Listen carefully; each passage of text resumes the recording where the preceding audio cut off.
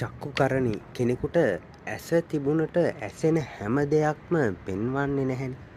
ඇසට හැම දෙයක්ම පෙනෙන්නේ නැහැ. නේ. ඇසින් දැකිය හැක්කේ ලෝකයෙහි තිබෙන දේවලින් ඊටාම සුළු කොටසක්. අපි ලෝකය කියන එක රූප වශයෙන් ගත්තොත් රූප 28ක් නේ තියෙන්නේ. ඒ රූප 28 අතුරෙන් ඇසිය දැකිය හැක්කේ එකම රූපයයි. මේ වර්තමානයේ ඇසට ගැටෙන දේ විතරයි. ඒ ඇස් වර්තමානයේ ඇසට ගැටෙන දේත් අරමුණු උනේ නැත්තම් කිසිසේත්ම අපි දැනගැනීමක් දැකීමක් සිද්ධ වෙන්නේ නැහැ. ඒටයි කියන්නේ රූපායතනය කියලා. නැත්තම් වර්ණ රූපය කියලා.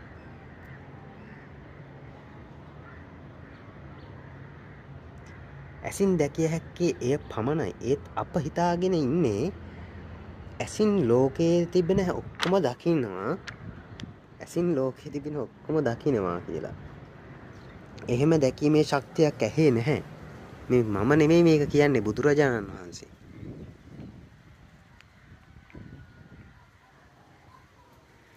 ඇහි ඉපදෙන සිතටත් නැහැ. එහෙම හැකියාවක්, එහෙම ශක්තියක්. ඇහි කොහොමඩත්ම නැහැ එතකොට.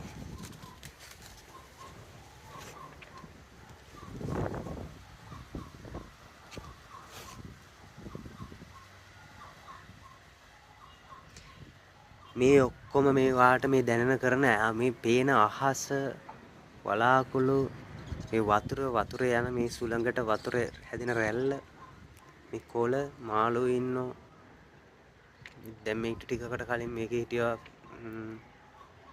එක එක සත්තු මාළු අල්ලන්න බලාගෙන ඉන්න කෑම වේල හොයා ගන්න දඟලනවා සමහරක් රැකගෙන ඉඳලා කෑම වේලක් අරගන්නකොට අනිත් කොහොටි අනිත් සත්තු ටික ඇවිල්ලිවලා කුරුළු ටික ඇවිල්ලිවලා රණ්ඩු වෙලා අරකට ඇහැ ගන්නවා.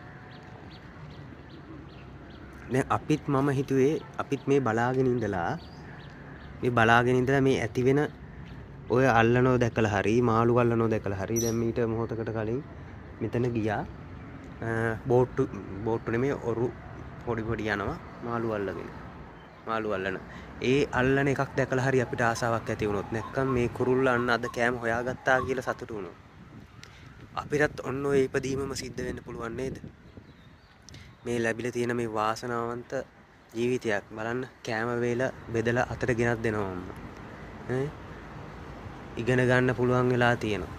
මෙච්චර සුන්දර දහමක් අහලා සිත සැහැල්ලු කරගෙන ඈ පීඩාවකින් තොරව ජීවත් වෙන්න ලැබිලා තියෙනවා. කැම ටික අතට